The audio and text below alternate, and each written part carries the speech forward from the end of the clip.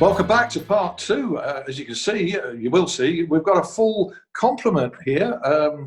Those boxes on the screen are all filled. Neill Collins remains from part one, I'm delighted to say. James Gregg joins us. He'll have a roundup later. A bit busier than usual, actually. A few things happening.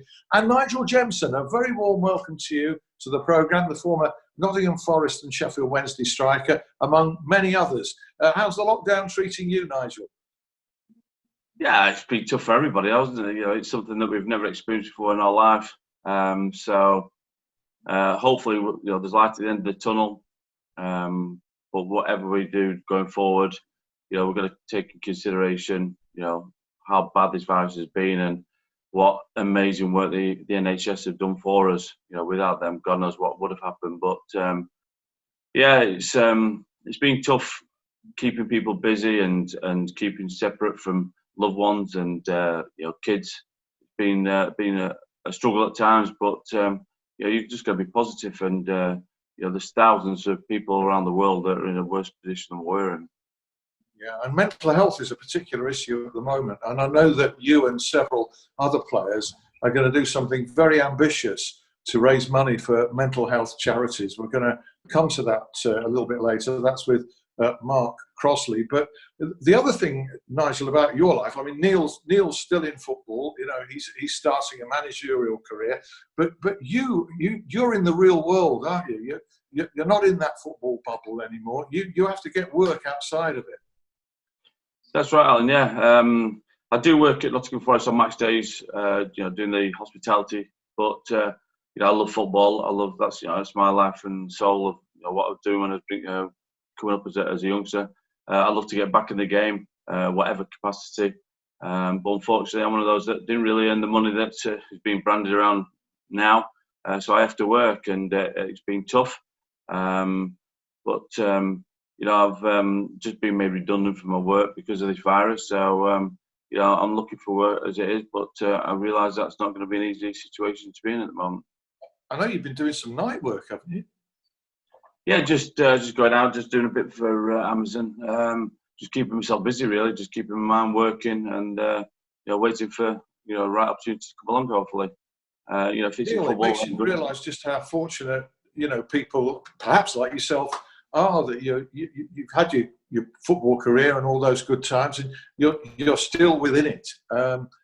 It's a job, but it's not like any other job, is it? Really? No, absolutely. It's it opens your eyes, but this is what obviously we're doing with this walk. There's people see footballers in different lights. I think they've got everything, and there's a lot of mental issues around. And myself, Mark Crossley, Dean Windass, Chris Kirtland, John Parkin, a lot of others. We're all going to climb Kilimanjaro, raise money for the NHS and mental health, and try and talk about it. And if it helps, then that's great. Our foundation we're doing is called Watch. It's Walking and Talking Charity Heights, and it's something that is getting a lot of publicity at the moment, and it can only be better for the charities and for mental health. Neill, I don't know if that's something you'd ever attempt, but presumably there's an increasing awareness in football about mental health, because I would imagine during your career it was something that even if players suffered from it, they probably didn't speak about it. Yeah, of course. I think the biggest thing is they wouldn't speak about it, and they wouldn't know where to go for help. I think, again, it's, a lot of people like Nigel doing great stuff in terms of raising awareness and showing people there are people out there that are here to help. A couple of my ex-teammates, Chris Boyd, Robert Snodgrass, I think they've started a podcast, and the biggest thing behind it is just telling people it's okay to talk about it. There's people there. They were lucky enough, I think, to speak to Tyson Fury, and these guys are great role models for everyone right now. And I think it's something that we've focused on a lot with our players over the last 4, 5, 6 weeks. Forget about the fitness. We trust them on that, but just want to make sure that they're in a good mental frame of mind, because a lot of things go through your head in a period like this. Negative thoughts come in, and you want to kind of give them a place to talk about it and discuss it. So, yeah, it's just one of those step forwards that people are taking now, which is excellent. James, I mean, you know plenty of people in cricket, for instance, and it's a headline maker there as well, isn't it? And you know players, former players who've suffered. Yeah, and I think the dressing room. I think the big thing is in cricket and probably in football, but certainly in the game of cricket and the sports as well. The dressing room's a nicer place to be, I think, because that awareness has come in. You've got all the backroom staff who are aware of it, and there's obviously a sort of a less of a tough love approach as you might have seen a few years ago, which probably then opens the floor to people being able to sort of speak their mind a little bit. I think the environment is a much nicer place to be in. Obviously, a lot more competitive because the standards have raised so much, in fitness and in ability, and obviously all the different formats and stuff now. But I think it is just an improvement in attitude and awareness, and the more that people talk about it, like Neill said there, the more you've got sort of professional sportsmen talking about it, the more it'll filter through into the game, which is, it's only going to be a good thing for everybody. Nigel, do you think Brian Clough would be a bit surprised by this? Because, he comes from a different era, an absolutely fantastic manager. No need to sort of big him up any more than that. But those were different days, those days when you played for one of the great motivators, but somebody who might well have been inclined to tell you to pull yourself together, or worse to that effect. I don't know if I'm being fair in saying that. No, I think that the world's changed a hell of a lot since the days I used to play under what I would say the greatest manager of certainly my time. You were tougher then. You could deal with he was a great motivator, but he was on your back, and if you couldn't take his criticism, then you're going to be in trouble. He had his ways of managing, and it proved to be a huge success, obviously. But nowadays, it's a different world we're living in, and you've got to adapt to it. And you wrap people in cotton wool, to a certain degree. But again, there's a lot more pressure on people, and people have problems that you don't really know about. We all have problems, and if you can talk about it, then obviously it's going to be easy for you to get through the dark days. And I've certainly had dark days throughout my career with football up and down. And I wish at times I could have spoken. I've gone through a divorce. I've got 2 kids. It's tough at times, and with not being involved in football now and not really working. It's tough. You just got to stay positive and talk to as many people as you can, and you'll get through it. Do you think, Nigel, that you were misjudged as a player? You're always regarded as a very confident sort of extrovert edge, goal scorer. People might look back at your career and say it was one of missed opportunity in terms of your potential. But my word, 143 or so league goals, that's not a wasted career. But do you think you were misunderstood, maybe? I'm very proud of my career. When I look back, when you grow up as a young boy, you just want to play football, and it wasn't about money, cars, etc., etc. It was about who you could play for. Could you play in major cup finals? You used to watch Satan Greaves and watch FA Cup and watch the build-up, leaving the hotel and going down Wembley Way. And you always wanted to be a part of that. And if you had that in your career, then you've done well. I managed to go to Wembley quite a few times, not always playing. But yes, I think in hindsight, maybe I could have kept my mouth shut a little bit more than what I did. But I was a confident striker. I believed in my ability. I started off at Preston North End, and obviously turned Manchester United down to come to Nottingham Forest, and then had a great time there. Scored the winning goal in 1990 League Cup final, etc. Got left out there for the FA Cup final the year after, which hit me hard. And then I had the chance to come to Sheffield Wednesday under Trevor Francis, and I jumped at the chance. And unfortunately for me, after about three months or so, I had a horrific car crash which set me back. And another club then went out and bought Mark Bryant. We're good friends and teammates. But again, it went downhill a little bit, and I was in and out of the Sheffield Wednesday team, and I wanted to be more regular.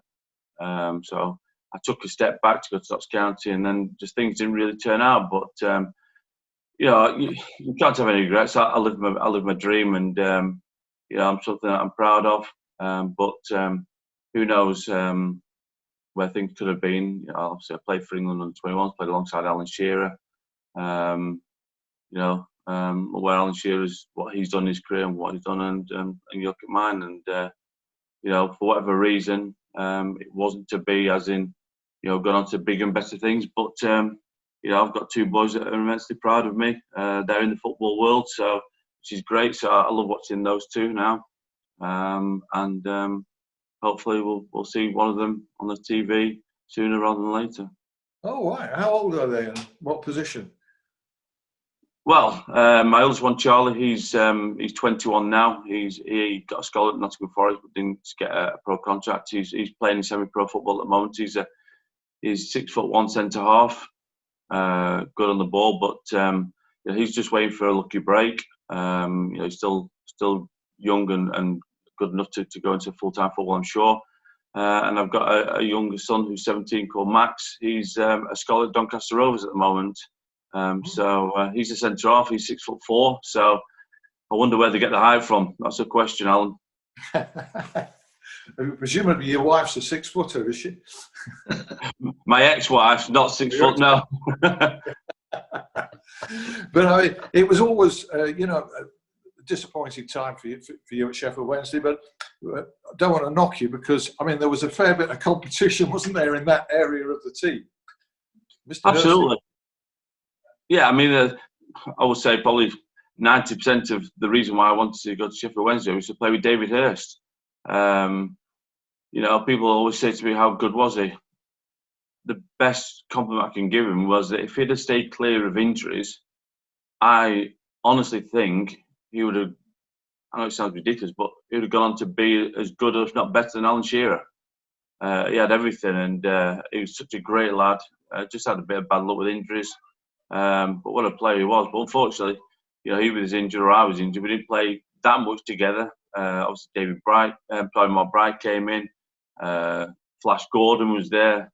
Paul Williams was there. So Paul Warhurst came up and started going up front as well. So yeah, there's a huge contact. But there was the competition for places. That's what you expect at a massive club. Sheffield Wednesday is a big club, and like I said, you can't have any regrets. It didn't plan out as well as I could have done, but I'm still hugely proud of what I did there. And it's amazing when you go back to Sheffield and people talk to you about it. They only really talked to me about one game, and that was against Manchester United, where I came off the bench and scored 2. I think for the rest of the 3 years, they didn't really remember me anyway. No. But anyway, look, they were great times for all sorts of reasons. And thanks for looking back so frankly on them. And you're rightly say that you can be proud of your career, as you can, Neill. But a new career now, and you're talking about the second tier, really, of the MLS, aren't you? In America, the state that you are with Tampa Bay Rowdies, which is a famous name in soccer, as they call it there. Although it's a reformed club, isn't it? Quite relatively recently. Yeah, it was reformed in 2010, and again, it's a historic club. You go back to the days when it was the Cosmos with Pele, and the Rowdies had like Rodney Marsh and John Gorman, people like that came over from the UK. And again, anyone that comes and spends any time at the stadium around the club, then quite quickly gets a sense of, what a great club it is, the history behind it. We've actually created a couple of great relationships. Norwich City, we're in partnership with them. We've had 2 loan players because they've been here, they've trained at our facilities, and they can see the level that the club's operating at. It's very hard to compare levels with English football because, let's be quite honest, the football in England's the top level. You go through the pyramid system, it's unlike any other. But, we are improving here, and it's a great place for young players to come and make a career. So I'm enjoying it, and great to be part of it. Where are you at the moment in terms of playing again, Neill? How close are you? Are you a bit ahead of us? No, because I think we've got different hurdles to what you may be facing right now in the UK. I think trying to finish a season I think I can understand a bigger push to just try and finish a season that's maybe got 7-8 games left. We were 1 game into our season, and then we've got the travel restrictions. You know, we actually played in New York, one of the worst places hit, a week before the shutdown. So getting players on flights to go to these places, that obviously really increases the risk. So we're working through all that. Can we get a format where we bus to these games? We're going through all these hurdles that you guys are reading about in the UK as well. So we're probably looking at July before we can consider playing again. I just think from a player's point of view, I'm keen for them to get some sort of play in this year, because as Nigel would say, you know, it's such a short career. To go a year without playing when it's not through injury, you know, that would be mentally challenging for these guys to think that's just a year lost. But again, there's people much worse off, so we need to deal with it and take it as it comes.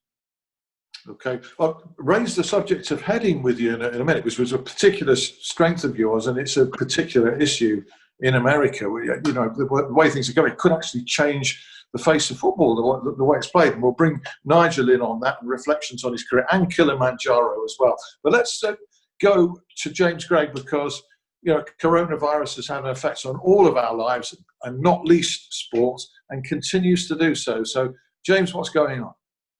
It does, yeah. But I mean, as many of you will know, you know, Sheffield United are back in training, and they've needed to adopt a degree of military precision. That's a quote from Chris Wilder talking to Sky Sports a little earlier on. Well, the Blades were among a host of clubs to resume training on Tuesday. The Premier League took its first steps towards returning. They're aiming for the 12th of June. A lot of talk that will be pushed back by at least a couple of weeks. Just the way things are going, obviously 6 positive tests at the 748 players and staff that were tested for the coronavirus. So obviously they're going to have to self-isolate and quarantine. But I think, you know, the authorities doing all that they can at the moment. So we'll see how that one pans out. Obviously the Championship set to be coming back as well. Sheffield Wednesday set to resume training next week as well. Look, we know all about our non-league clubs. It's a very difficult time for them. Hallam FC are auctioning things off to do sort of an online raffle. You can buy a ticket. Sheffield Club are again doing things similar now. You know, they began raising money for the NHS. They raised a substantial amount of money, and now it's obviously looking after number one, which is themselves, because they've got so many different costs. At this time, it's very difficult for all non-league clubs and cricket clubs as well, which rely on volunteers. Talking of cricket, Joe Root and England cricket, they're back to work in a couple of weeks' time as well. Lots of different complications around that, with obviously the travel ban in place and the West Indies wanting to come over to try and start playing on the 8th of July. So lots going on that front as well. And also, I just want to say, off the back of last week, a big well done to golfers everywhere, particularly in Sheffield. Lots of rule-abiding folk, and maybe I should have had some extra faith, because it's been perfectly observed when I've been out on the course the last few days. You know, you were swinging your golf club in every direction around the courses of the area. Must have all been watching you, James, and took heed of that. Excellent. Thanks very much. Heading the ball, stock in trade for you, Neill, more than for Nigel, although Nigel got plenty of headed goals. Where do we stand on that? And in America in particular, I think, am I right? There's already a ban on children under a certain age heading the ball. Yeah, my son's 8, and he plays at a level where they can't head the ball, and I think that runs up to the age of 12, 11 or 12. You know, and again, I don't know enough about the science behind it in terms of the detrimental effects it can have at that age, heading it. Again, one of my things would be, at times it's more dangerous the fact that they can't head it, because you end up with boots in the... Yeah, I think we've got a little bit of a frozen screen there with Neill. We hope that we can get him back. I mean, any thoughts on that from you, Nigel? I mean, heading's such a part of the game. It's unimaginable that maybe one day, because of health issues, we won't be heading the ball anymore. Yeah, it's very strange. You know, I've heard about this, and I'm a bit like Neill. Obviously, I don't know what the scientists have you know, made aware of and stuff, but you know, that's how much the football's changed. I used to encourage my kids to head the ball. I thought it was a good trait to have as a youngster, is not being scared of heading the ball. You know, you see kids at a younger age that don't want to head the ball, and I thought it was a positive if my two boys started to head the ball at an early age, and I encourage that. So again, it's something that I don't really know too much about, but you know, if it makes them, you know, I don't know, less effective later on in their life, then, you know, I'm sure they know what they're doing. But you know, it's part and parcel of the game. You know, heading the ball. I mean, there's bangs on the back of your head. There's all sorts of things that are going through, elbows and stuff like that. You know, so I don't know where you can go with that. I mean, you know, playing football with that head in the ball is, I don't know, it's like going shopping without any money. Yeah, there's a description. Neill, you're grinning at that. We've got you back. Glad to say. Yeah, I mean, again, for me, I think at a young age, do they need to be heading a size 5 mitre? You know, probably not. But I think you can still introduce the technique at that age, and I think it's important part and parcel of the game. Exactly right. And actually, I'm sure there's a fact that you're more likely to get concussion by someone shooting the ball in your face. I think that's where a large amount of the concussions come from. It's not actually heading the ball as such as getting a rocket straight to the face. So if they stop shooting, then we're really in trouble. We'll just need to wait and see and trust that the people higher up will make those decisions. But hopefully, yeah, sure. It's an issue that will continue to be debated, and there's no absolute categoric answers yet. Nigel, reflections on, you know, where your former clubs are now. I mean, you had something like 13 or so. Neill's had 10 crack. You had 23 or so between you. But I'm thinking of Forest and Wednesday in particular, and where you feel they're at right now. Yeah, I mean, if you counted loans, there'll be a hell of a lot more. Yeah, the two main clubs that, you know, people look back at my career and play for. Nottingham Forest, I think that they're in a good place, or they were in a good place before obviously all this virus came about. You know, I'm sure they're wanting the season to finish. You know, it's where the Championship clubs want to be. They want to be in the Premier League because that's where the big bucks are, and that's where every player wants to play or should want to play. So they're in a playoff position at the moment. And listen, I don't know what's going to happen regarding games and playoffs and everything else. The first priority obviously is people's health and well-being. You know, I'm itching to watch TV and watch the Premier League and the Championship back on TV again. But we're going to be a little bit more patient. I mean, I'm sure everyone's doing the most they can. Sheffield Wednesday, obviously they've had a lot of changes. You know, it's a massive club with a massive fan base, and like Nottingham Forest, you know, they want to be in the best league in the country, and that's the Premier League. So I'm sure they're doing whatever they can to try and get there. But I would say at this moment in time, Nottingham Forest are in a better position to try and challenge that as we speak. But you know, everyone knows what football's like. That can change just like that. And yeah, but listen, we want to get football back on the picture. We want to be able to go and watch it again. You know, I think that's going to be quite a while yet before we can go and watch it live in grounds. But certainly back on the tee will give everyone a boost. Indeed. Well, let's go out on Kilimanjaro. I think it's just under 20,000 feet, Nigel, isn't it? The largest or highest freestanding mountain in the world. It's an individual mountain. So this is, I mean, plenty of people have done it, but the conditions on top, I'm told, are pretty severe. You know, even though it's in a warm part of the world. What sort of preparations are you and who else? Chris Kirkland, Dean Windass, and Mark Crossley. How are you preparing for that? Well, at the moment, I'm not. But I mean, we're talking over Zoom because we can't meet up yet. I said earlier that I did the 3 Peaks Challenge last year, and I came down that and successfully completed that. But I said I'd never do that again. But typical Nigel Jemson, he speaks before he thinks. So I said I'd do it. But listen, this is for making people aware of mental health. We're trying to raise the profile of that even better than what it is. we're trying to raise money for the NHS because they've been unbelievable since all this has happened. So we'll try to do our bit as ex-players and stuff. So we're just in the process of finalising things, but it's going to be July, I think, next year. It's going to be tough. I'm 50 years of age now, so I'm not a spring chicken, but it's just giving a little bit back, and certainly the mental health issues that as we went on earlier, that people have got problems but don't talk about it, and it's better to talk about it, and it helps you get through these bad times. And going up that mountain, there'll be tough times, and there'll be a lot of stick going around, especially with Dean Windass. We've got a good group of lads that are going up the mountain, and I'm really, really looking forward to it as it happens. But I think I'm going to have to get some training in and try and lose a little bit of timber as usual. No, I'm always up for a challenge, and this is certainly going to be up on the top.